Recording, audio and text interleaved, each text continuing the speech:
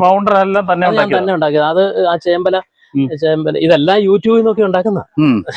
യൂട്യൂബിൽ നോക്കി. നമ്മൾ ഇന്ന് എത്തിയിരിക്കുന്ന തൊടുപുഴയ്ക്കടുത്ത് മണക്കാടെന്ന് പറഞ്ഞ സ്ഥലത്താണ്. അപ്പം അദ്ദേഹം ഒരു മൃഗസംരക്ഷണ വകുപ്പിലെ ഉദ്യോഗസ്ഥനായിരുന്നു. സാറെ ഒന്ന് പരിചയപ്പെടുത്താവോ? സാർ എന്ത് ജോലിയായിരുന്നു ചെയ്തുകൊണ്ടിരുന്നത്? എന്റെ പേര് ഗോപാലകൃഷ്ണൻ.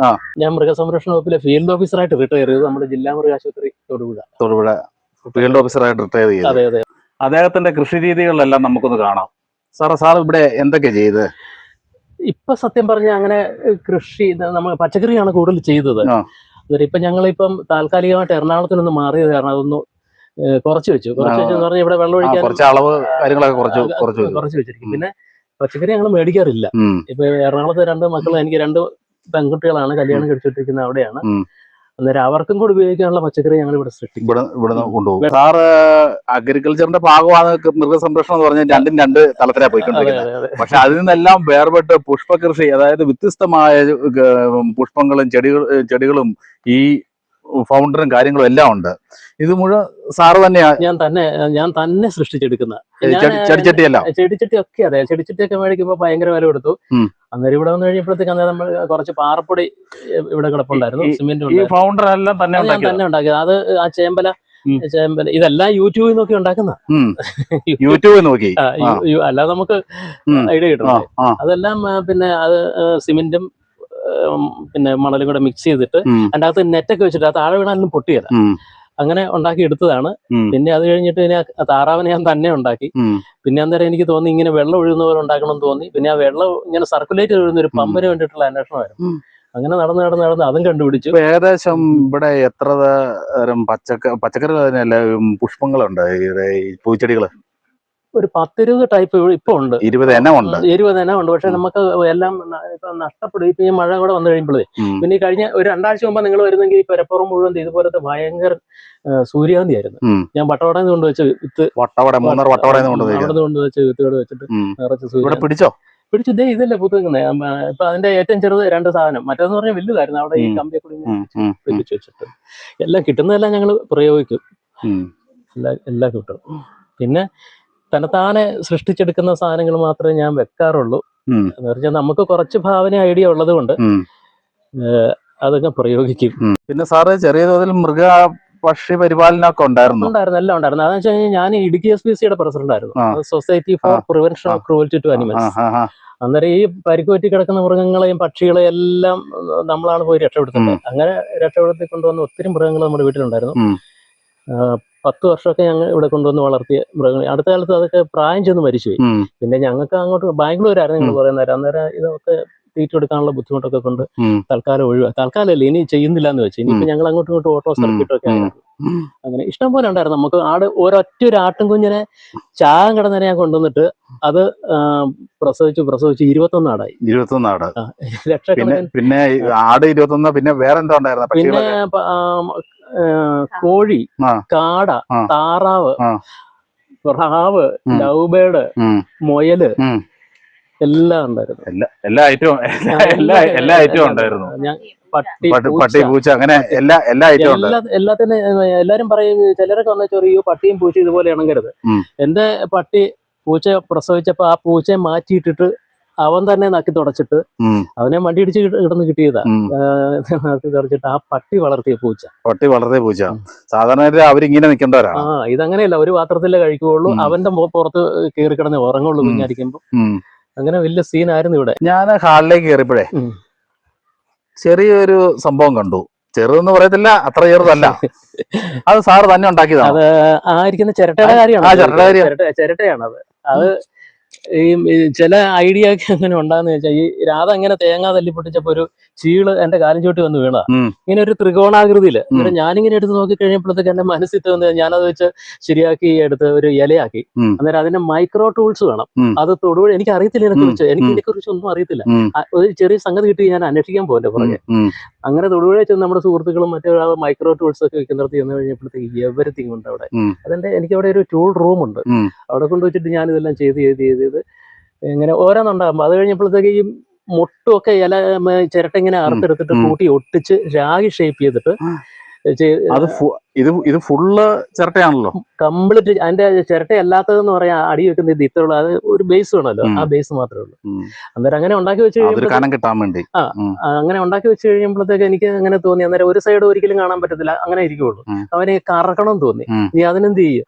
അതിനിങ്ങനെ അന്വേഷിച്ച് കഴിഞ്ഞ് ഇങ്ങനെ രാത്രി കിടന്ന് ആലോചിച്ച് കഴിഞ്ഞപ്പോഴത്തേക്ക് ഞാനൊരു ഫാൻ മേടിച്ചിട്ട് അതിന്റെ ലീഫും എല്ലാം കളഞ്ഞിട്ട് അതിന്റെ മോട്ടർ മാത്രം എടുത്ത് അടി വെച്ചിട്ട് സെറ്റ് ചെയ്ത് ഇപ്പൊ കറങ്ങുന്നത് ഈ രീതിയാക്കിയിരിക്കുന്നത്. സാറേ ഇതെന്താ ഈ സംഭവം ത്രെഡ് പാറ്റേൺ ആണ്. അതല്ല, ഇത് സാധാ കാർഡ്ബോർഡ് അല്ലേ? കാർഡ്ബോർഡാ. ഈ കാർഡ്ബോർഡിൽ കവർ ചെയ്തിരിക്കുന്നു മാത്രം, അത് പെയിന്റ് അടിച്ചിരിക്കും. പെയിന്റ് അടിച്ച് കവർ ചെയ്തിട്ട് പെയിന്റ് അടിച്ചിട്ട് ഇത് നൂല് പോയിരിക്കും. എന്നിട്ട് ഈ റൗണ്ട് നമ്മള് റൗണ്ട് വരച്ചിട്ട് അത് 8 ഡിവൈഡ് ചെയ്തിട്ടുണ്ട്. ആ ഡിവൈഡ് ചെയ്തിട്ട് അത് 460 ആണി നിറച്ചിട്ടുണ്ട്. എത്രയാ? 460 മുട്ടുസൂചി. ആ മുട്ടുസൂചി എന്ന് പറഞ്ഞാൽ ഒരെണ്ണം തമ്മില് കൃത്യമായിരിക്കണം, 3 സൈഡും കൃത്യമായിരിക്കണം. എന്നിട്ട് അത് സ്ട്രെയിറ്റ് നൂല് മാത്രമേ ഉള്ളൂ. കണ്ടാത്തൊന്നും വളച്ചു വെച്ചിരിക്കാന്ന്, വളഞ്ഞ ഒരു നൂലും ഇല്ല. കെട്ടി വരുമ്പോ ഈ ഭാഗത്ത് ഈ വളവോ? ആ വളവ് തന്നെ ആയിക്കോളൂ. അങ്ങനെ അങ്ങനെ തന്നെ. ഈ വളവ് ഒക്കെ തന്നെ ഇവിടുത്തെ ഈ ആണി കറക്റ്റ് ആയിട്ട് വന്നെങ്കിൽ മാത്രമേ ആ വളവ് കിട്ടൂ. ആണി സ്ഥാനം തെറ്റിയാൽ അതിന്റെ അകല വ്യത്യാസം വരും, ഭംഗിയും പോകും. ഇത് ഞാൻ എത്ര ദിവസം, എത്ര മണിക്കൂറോ വല്ലോ ഇത് നമ്മൾ ആണി തറയ്ക്കാന്നുള്ളതാണ് ഇതിനകത്തെ പ്രധാനപ്പെട്ടത്. പിന്നെ എനിക്കിപ്പം ഒരു 2 മണിക്കൂർ കൊണ്ട് ചെയ്തെടുക്കാൻ പറ്റും. ഇത് എന്റെ പിള്ളേരെ ഞാൻ പഠിപ്പിച്ചിട്ട് പിള്ളേർ 2 പേരും വർക്ക് എക്സ്പീരിയൻസ് ഉണ്ട് സ്കൂളില്. ത്രെഡ് പാറ്റേന്റെ സമ്മാനം മേടിച്ചതാണ്. ഒരു റിയൽ പിക്ചറിന്റെ ഡെവലപ്മെന്റ് ആണ് അത്. പിന്നെ ഭൂതത്താൻകെട്ടിലെ ഒരു സൂര്യോദയം ആണ് അത്. ഞാനൊരു ചെറിയൊരു ഫോട്ടോ എനിക്ക് കിട്ടിയത്. ഞാനത് 15 20 ഇരട്ടിയായിട്ട് വലിപ്പത്തില് ഓയിൽ പെയിന്റ് ചെയ്ത് വെച്ചിരിക്കുക. ഒത്തിരി വർഷമായതാണ് അത് ഫ്രെയിം ചെയ്ത് വെച്ചിരിക്കുന്ന കാരണം. ജോലി തിരക്കിനിടയ്ക്ക് ഈ ഫീൽഡിൽ കൂടെ പോയി ഇതുപോലെ തിരക്കായിട്ട് ലൈഫില് ഇതൊക്കെ സംരക്ഷിച്ച് നിർത്തി, ഇതൊക്കെ ഉണ്ടാക്കി ഉണ്ടാക്കുക തന്നെയല്ല, നിർമ്മിച്ചെടുത്ത് അവിടെ വെച്ചാൽ ഇത് സംരക്ഷിക്കുക എന്നുള്ളതല്ലേ ഏറ്റവും വലുത്. റീറ്റെയിൻ ചെയ്യാം സാറേ. അതിന്റെ ഒരു കാര്യം എന്ന് പറഞ്ഞാൽ എന്നോട് പലരും ചോദിക്കാറുണ്ട് ഇതിനൊക്കെ എപ്പോഴാ സമയം.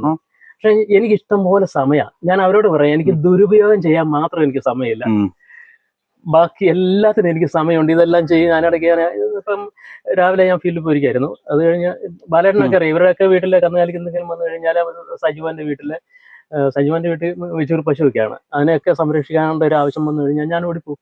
അത് കഴിഞ്ഞിട്ട് ഇപ്പൊ എല്ലാ ദിവസവും ഒരു പ്രാവശ്യമെങ്കിലും ഇത്രയും സാധനങ്ങൾ ഈ കണ്ണിയല്ലോ. ഒരു ദിവസം ഒരു പ്രാവശ്യമല്ല, ഒരു 25 തവണ ഇതെല്ലാം ശ്രദ്ധിക്കുക. എനിക്ക് തെരുതര മുകളിലോട്ട് കയറണം, വളവിടാൻ പോകണം, മാലിച്ചോട്ട് കാട് കുറയ്ക്കാൻ പോകണം, ഏറ്റവും മുകളിൽ വരെ ഉണ്ടത്. അങ്ങനെ ചെയ്യും. പിന്നെ ഇപ്പൊ ഞങ്ങൾ എറണാകുളത്തിന് പോക്ക് ഉള്ളത് കാരണം ഇപ്പൊ ഇച്ചിരി കുറച്ചിരിക്കുകയാണ്. അല്ലെങ്കിൽ അതിന്റെ മുകളിൽ കയറിയപ്പോ നമുക്ക് കാണാം 300 പാക്കറ്റ് ആയിരുന്നു ഞങ്ങൾക്ക്. എനിക്ക് ഇഷ്ടം പോലെ വിൽക്കാനൊക്കെ ഉണ്ട് സാറേ. 300 ഗ്രോ ബാഗ് എങ്കിലും സാർ ഇതിന്റെ മണ്ടേ നിറച്ചിട്ടുണ്ടെന്ന് പറഞ്ഞാൽ ഇതാണ്ടേ. ഇതൊക്കെ ഗ്രോ ബാഗ് തന്നെയല്ലേ, വലിയൊരു ഡ്രം തന്നെയാ. അപ്പൊ ഇത് ഇത്രയും വെയിറ്റ് കയറി കഴിയുമ്പോൾ വാർക്കയ്ക്ക് ഇത് എങ്ങനെയാന്ന് വെച്ച് കഴിഞ്ഞാൽ ആദ്യം നമ്മൾ മണ്ണ് തന്നെ വെച്ചിട്ടാ, മണ്ണും ചാണകപ്പൊടി 1:1 അതാണ് പ്രൊപ്പോർഷൻ. ഇതാ. പിന്നെ അത് കഴിഞ്ഞിട്ട് ഇങ്ങനെ നമ്പർ കൂടി കഴിഞ്ഞപ്പോഴത്തേക്ക് ഞങ്ങൾ തന്നെ ഒരു പരിപാടി ചെയ്ത് പകുതി മുക്കാലും കരികില കുറച്ച് മണ്ണും കൂടെ മിക്സ് ചെയ്ത് വെച്ചിട്ട് അന്നേരം അവിഞ്ഞു പോലെ താഴോട്ട് പിന്നീട് അവിഞ്ഞു പോകുമ്പോഴത്തേക്ക് നമ്മൾ പിന്നെ ഒരു ലെയർ കരികില ഇട്ടിട്ട് പിന്നെ മണ്ണിടും. അപ്പൊ വളർച്ച വ്യത്യാസം ഒന്നുമില്ല, ഭയങ്കരമായിട്ട് വളർച്ച കൂടുതലല്ലേ. പിന്നെ വളരെ ഇത് കണ്ടില്ല, ഈ ആ ശകലം മണ്ണിനകത്തും കരികിലക്കകത്തും നിൽക്കുന്ന സാധനം പിന്നെ വളർന്നു നിൽക്കുന്നത് കണ്ടില്ല. അപ്പൊ സാറിന്റെ അനുഭവത്തിൽ മണ്ണ് തന്നെ ഇടുന്നതിനേക്കാൾ നല്ല കരികില ഇട്ട് നടന്നതാണ് ഈ പരിപാടിക്ക്. എന്നാന്ന് വെച്ച് കഴിഞ്ഞാൽ ഈ ലോഡ് കൂടും. അല്ല, ഈ പരിപാടി എല്ലാവരും വളർച്ച മണ്ണ് തന്നെ ഇട്ട് നട്ടുന്നതിനേക്കാളും എന്നൊക്കെ പോലെ മണ്ണ് തന്നെ ഇട്ട് നമ്മൾ ഗ്രോവായി നിറയ്ക്കലോ, അതിലും നല്ലത് കരികില ഇട്ട് ഇടുക. ഇഷ്ടം പോലെ നൈട്രജനും ഫോസ്ഫറസും. അത് പറയാൻ വേണ്ടിയാ. അപ്പൊ ശരിക്കും പറയാ വളർച്ച കൂടുതലല്ലേ. വളർച്ച കൂടുതൽ. നൈട്രജനൊക്കെ ഇഷ്ടം പോലെ ഉണ്ടല്ലോ പച്ചലിക്കകത്തൊക്കെ. അത് അപ്പം എങ്ങനെയാന്ന് വെച്ച് കഴിഞ്ഞാൽ ഞാൻ ആദ്യം സാറിന്റെ അനുഭവത്തിൽ മണ്ണ് ഫുള്ളായിട്ട് ഫില്ല് ചെയ്യുന്നതിനേക്കാളും നല്ലത് കുറെ കരികില ഇടുക, പിന്നെ മണ്ണിടുക, പിന്നെ കരികില ഇടുക, മണ്ണിടുക, പിന്നെ അവിയുന്നനുസരിച്ച് വീണ്ടും മണ്ണിട്ട് കൊടുക്കുക, കരികില കമ്പോസ്റ്റ് ആയിട്ട് വളർച്ച കൂടും. പിന്നെ എന്താന്ന് വെച്ച് കഴിഞ്ഞാൽ കുറച്ച് ഈർപ്പം നിൽക്കുകയും ചെയ്യും. ഇതുകൊണ്ടോ ഇതൊരു വീപ്പ എന്ന് പറഞ്ഞാൽ ഇത്രയും വലിപ്പമുള്ള ഇത് തന്നെ കാണുമല്ലോ. ഒരു 10-500 കിലോ ഇല്ല, അത്ര 500 കിലോ മണ്ണ് തന്നെയാണ് വരികയല്ലേ. മണ്ണ് തന്നെയാണ് അത്രയും വരും. ഇത് ഇതിനകത്ത് ഭൂരിപക്ഷവും ഈ പിന്നെ കരിയില കുറച്ച് ഇത് അതിന്റെ ചുവട് നിൽക്കാനുള്ള മണ്ണ ഇടുള്ളൂ.